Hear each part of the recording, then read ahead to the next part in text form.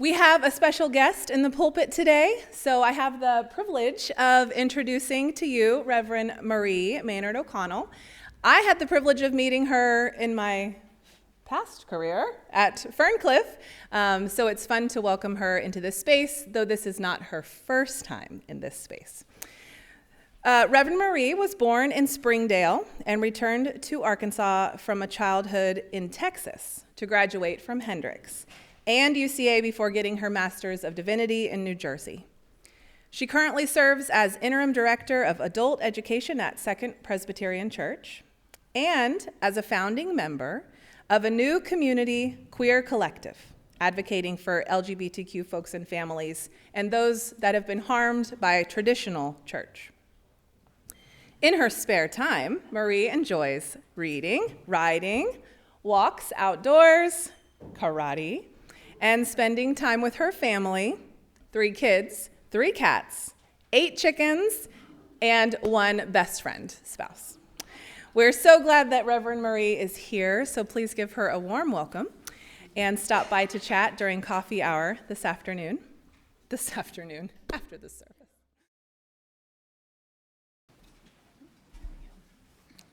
Thank you for the warm welcome today. It's good to see many faces that I know. Thank you for the offer of being here today. It's a blessing to me, and I say that quite intentionally. Our first reading for today comes from the book of Genesis, chapter 27. Not a book I think a lot of us read very often. And one that I'd like to give a little bit of heads up before you hear the story. This is the story of Abraham's family. So this is the Abraham of Christian, Muslim, and Jewish belief. And specifically of Isaac, his son.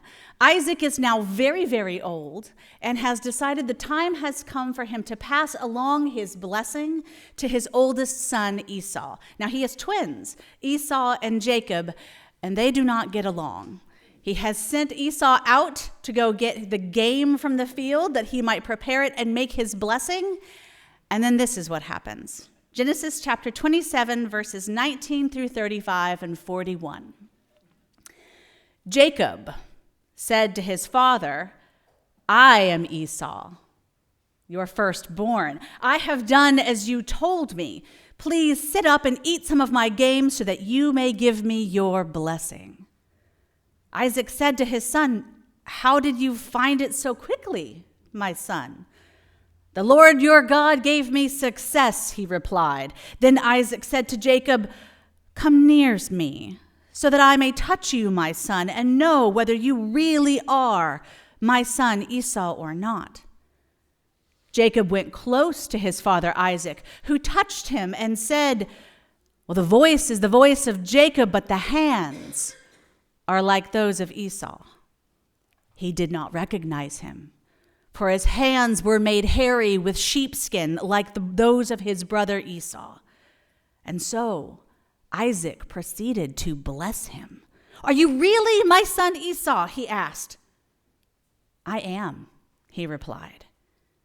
Then he said, "My son, bring me some of your game to eat so that I may give you my blessing." Jacob brought it to him, and he ate, and he brought him some wine, and he drank. Then his father Isaac said to him, "Come here, my son, and kiss me." So he went to him and kissed him. And when Isaac caught the smell of his son Esau's clothes, he blessed him and said, "Ah, the smell of my son is like the smell of a field that the Lord has blessed. May God give you heaven's dew and the earth's riches, an abundance of grain and new wine. May nations serve you and people bow down to you. Be Lord over your brothers. And may the sons of your mother bow down to you. May those who curse you be cursed, and those who bless you be blessed." And after Isaac finished blessing him, Jacob had scarcely left his father's presence when his brother Esau came in from the hunting. He too prepared some tasty food and brought it to his father, and he said to him, "My father, please sit up and eat some of my game so that you may give me your blessing." And his father Isaac said to him, "Who are you?" I am your son, he answered, your firstborn, Esau. And Isaac trembled violently and said, who was it then that hunted game and brought it to me? I ate it before you came, and I blessed him. Indeed, he will be blessed. When Esau heard his father's words, he burst out loud with a loud and bitter cry and said to his father, bless me too, my father. But his father said, your brother came deceitfully and took your blessing. And Esau said, isn't he rightly named Jacob, the supplanter? This is the second time he has taken advantage of me. He took my birthright, and now he's taken my blessing. And then he asked, haven't you reserved any blessing for me? Esau held a grudge against Jacob because of the blessing his father had given him. And Esau said to himself, the days of mourning for my father are near, and then I will kill my brother Jacob. This is the end of the first reading. So friends, we are going to continue the story that we started a moment ago with the story of the sons of Isaac and Rebekah.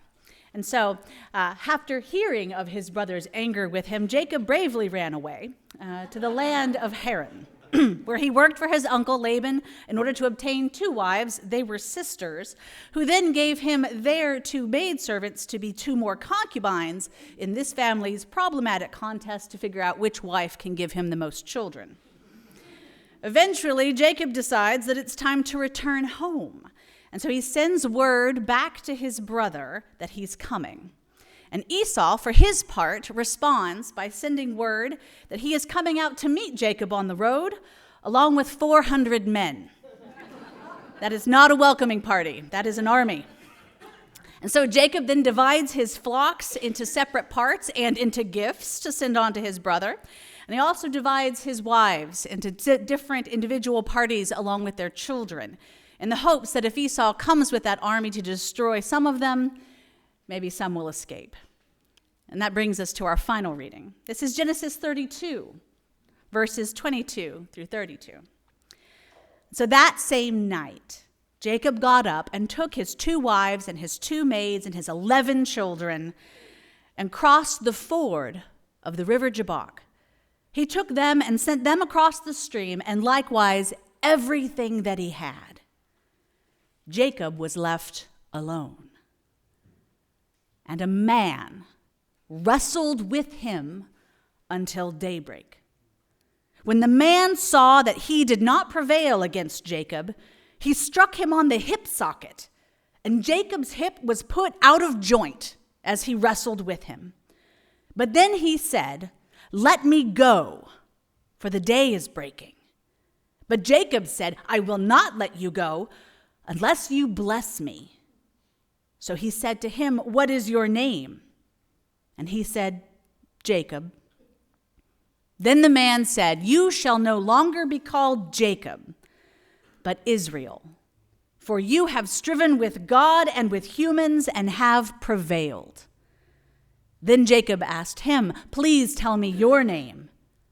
But he said, why is it that you ask my name? And there he blessed him. So Jacob called the place Peniel, for I have seen the face of God, and yet my life is preserved. The sun rose upon him as he passed Peniel, limping because of his hip. Thus ends the lesson. It's a pretty good lesson, I think, from beginning to end, about how far people will go to obtain that blessing, even if it means destroying family, friends, your future. But it also says something about scars and blessing. I have a t-shirt too, actually, that says just one word in light scripty font right across the top, blessed.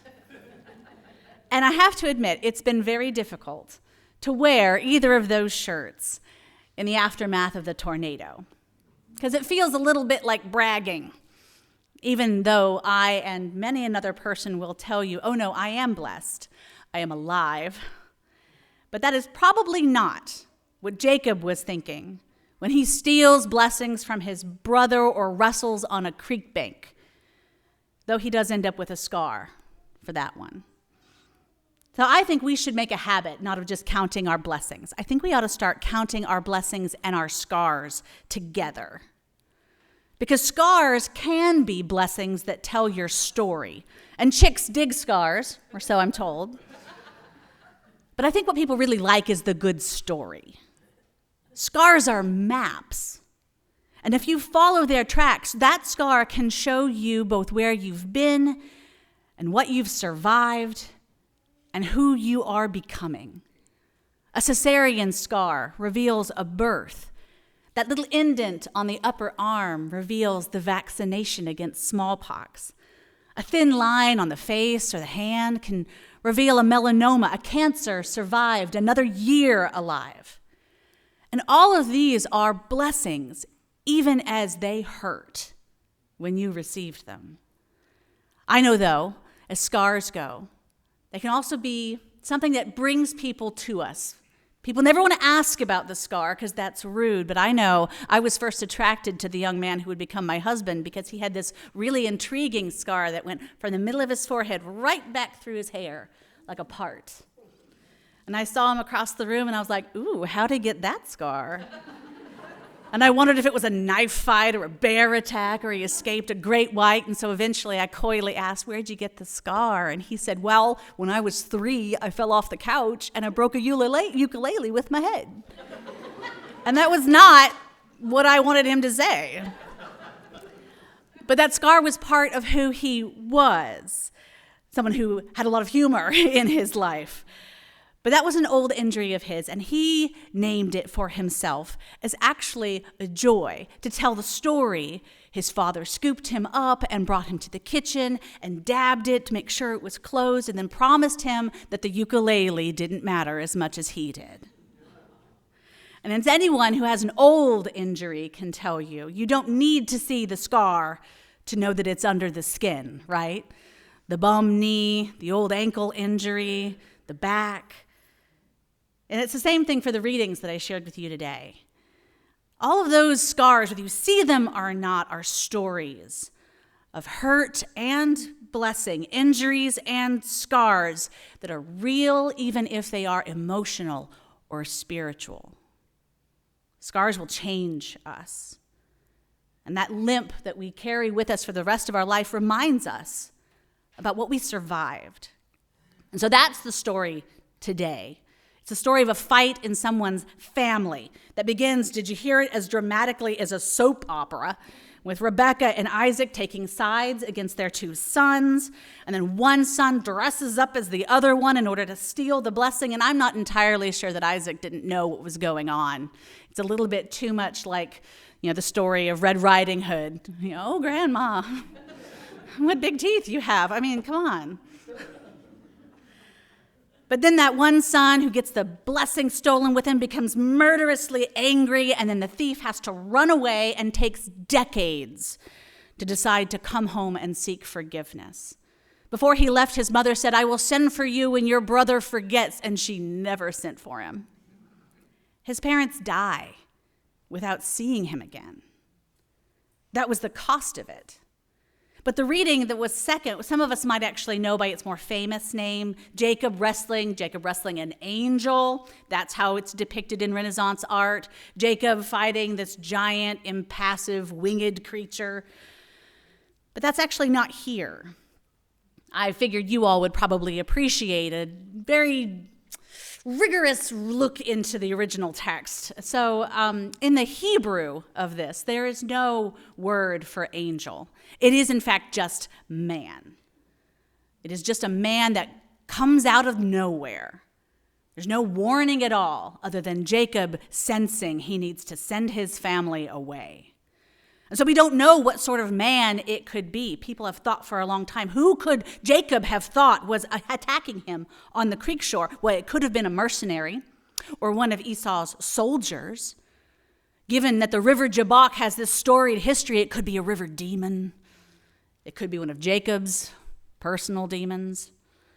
It could be Esau himself. It could be God. as Jacob claims it will be. It could even be a vivid dream where Jacob is fighting himself. What matters is who Jacob thought he was fighting. But that brings me to the second sticking point for me. See, this is now one of my favorite passages, but I used to really hate this passage because whoever Jacob was wrestling, especially if that being was divine, couldn't win without cheating. When the man saw that he could not prevail against Jacob, he struck him on the hip socket, and Jacob's hip was put out of joint as he wrestled with him. Hip socket is a really genteel and Old Testament way of saying genitals. It was a below-the-belt punch. And if this were an angel or God that Jacob faces, a divine being hitting below the belt seems just a little bit suspicious. I don't mind saying that feels a little unfair. I really don't want a God that has to fight dirty to get my attention, even though that kind of rings true. But it's a funny thing, though, I know you're not surprised about, that every translation is an interpretation. And so in Hebrew, this passage right here literally says, and when he saw that he could not overcome him, then he struck him in the hollow of his hip, and Jacob's thigh was wrenched. I did the math. There are 16 different ways that fight could have gone down, including the possibility that Jacob was the tricky one who realized he was not going to win that fight. And so Jacob was the one who struck in the family jewels, and it was Jacob who ironically got hit there instead. And I don't know about you, but that actually rings really true for how my life is lived. That if I'm foolish enough to get into a cage match with God, yeah, I'm the one who's going to get hurt. But if you do a deep reading of the text, you can't know how the fight happened. You don't know how the fight went down. You're not supposed to know how the fight went down. The writers could have told you who it was that struck first, and they didn't. They didn't want you to know. And that sounds like life. Because you don't actually know who or what you're fighting. Do you? You just know that it's hard. And you just have to hope that the illness or the depression or the job loss, the pain of aging, the loss of death, you just have to hope that you survive it and that you can gain something from it, something that will make the pain worth it. And then that's what I think is actually the most amazing, worthwhile part of this story, is that when the other guy, the winning guy, says, "Let me go, for the day is breaking," Jacob finally gets it. The fight is about to be over. And it will only be worth the pain if he can obtain a real blessing from it. And so he says, "I will not let you go unless you bless me. Bless me with something for all of this. Bless me for hanging on. Help me to understand what all this was for. Help me to name how things are going to be different after." And so this is one of those rhetorical questions I think I probably know the answer to. Have you ever wrestled with the unknown? Have you ever tried to pull something good out of a bad situation? Have you ever been alone at night struggling to understand why this is happening, what good can possibly come out of it? And if there is a God, then what in heaven's name is God doing if this is how it's going to hurt forever? I know you know that. I know most recently because I live on one of the streets behind this church, off Old Forge. A street where nearly every apartment that's south of me had its roof ripped off and its face destroyed. And dozens of people are homeless. And it's not a scar yet. I can't call that a blessing yet. It's an open wound where my neighbors have fallen. But here's the problem with that blessed t-shirt is that our house wasn't destroyed. Oh, we took damage, sure, but nothing like what our neighbors experienced. We are literally at the edge of destruction. It's our house with the trees down and the van crushed, and then everyone else, a wave of destruction. And I realized when I showed up today, I was like, yeah, I think they might understand how that feels. with a porch gone and trees down, but on the whole, not as damaged as others. And I'm having trouble reconciling that idea of being blessed to not have my home more damaged when I live next to the people who are actually on the real edge of disaster and have been for decades, folks who live paycheck to paycheck and did not have renter's insurance and have not been found by FEMA and have not been found by the city. Is it really a blessing to have less damage to material goods? Or is the real blessing that no one died in the rubble that day? That's mind-blowing. So if we look at what has happened to our neighborhood, to this place, and we know that this is not yet a scar, how do we name it? How do we start to find names for what has happened that will someday be a blessing that doesn't sound like falsehoods coming out of our mouth? How do we be honest to both our experience of being ridiculously fortunate and the reality of those who are nearby, especially those that we now recognize we should have had relationships with and did not? And that is a kind of survivor's guilt, where maybe the only meaning that can be made is a new intention to get to know them now, to realize that the story is not done being told, and that scars come from healing. Scars come from when work is done by the body or by the community to patch it over and to smooth it and to comfort it, to say that there is still meaning here. And that's the communal place, but I also want to make sure we're speaking into the individual, that really private place where you don't dare to tell in the prayers of the people what's really going on. And so I would also ask if you have ever been in that metaphorical place where you are alone in the wilderness. Imagine a cold and moonless night and everyone is gone. Have you ever heard the sounds of a forest when all the insects go silent and you realize you aren't the biggest thing out there? Have you ever felt the ice in the pit of your stomach when you hear a twig snap underfoot and you realize you aren't alone? Have you lived through the dark night of the soul, wondering, quite frankly, what is real and what's not? And how long do you have to hold on before you might be free?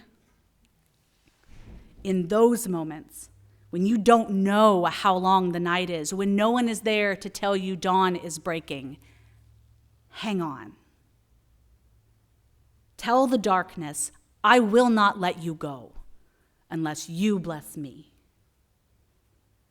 Don't let go of what you are going through without asking for, demanding a blessing.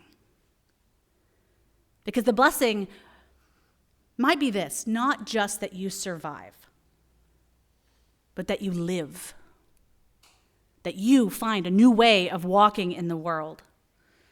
Jacob was renamed Israel, and that was not his individual name. It became a communal name for Christians and Muslims and Jews and anyone of the book who chooses to claim being a descendant. The name means struggled with God and with people and lived. Because wrestling, life, will get you hurt. You will get scars. It's the only guarantee. But you will also be blessed. Jan Richardson is a poet and an artist, and she wrote a beautiful poem on this text. And so this is how she puts it. If this blessing were easy, anyone could claim it. As it is, I am here to tell you that it will take some work. This is the blessing that visits you in the struggling, in the wrestling, in the striving. This is the blessing that comes after you have left everything behind, after you have stepped out, after you have crossed into that realm where every landmark you have ever known is gone. This is the blessing that takes all night to find. It's not that this blessing is difficult, as if it were not filled with grace or with love that lives in every line. It's simply that it requires you to want it, to ask for it, to place yourself in its path. It demands that you stand to meet it. When it arrives, that you stretch yourself out in ways you didn't know that you could move, and that you agree to not give up. So when this blessing comes, born in the hands of the difficult angel that has chosen you, do not let go. Give yourself into its grip. It will wound you. But I tell you, there will come a day when what felt to you like limping was something more like dancing, as you moved into the cadence of your new and blessed name. And so, friends, may you recognize your battle for what it is. May you know what or whom it is that you fight, especially if that battle is with yourself. May your scars rename and retrain you, and may you be reclaimed as one who has struggled and has lived. May your limping be dancing. May it be so.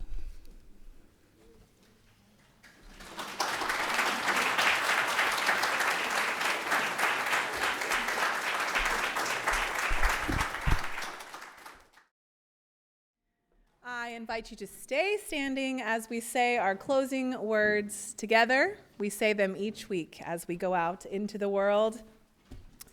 Go out into the world in peace. Have courage. Hold on to what is good. Return to no person evil for evil. Strengthen the faint-hearted. Support the weak. Help the suffering. Honor all beings. I invite Jordis back up to extinguish our chalice. We extinguish this flame, but not the light of truth, the warmth of community, or the fire of commitment. These we carry in our hearts until we are together again. Amen. Blessed be. Namaste. Go in peace and join us for coffee hour in the Meadow Wing if you'd like to stay for a moment to fellowship.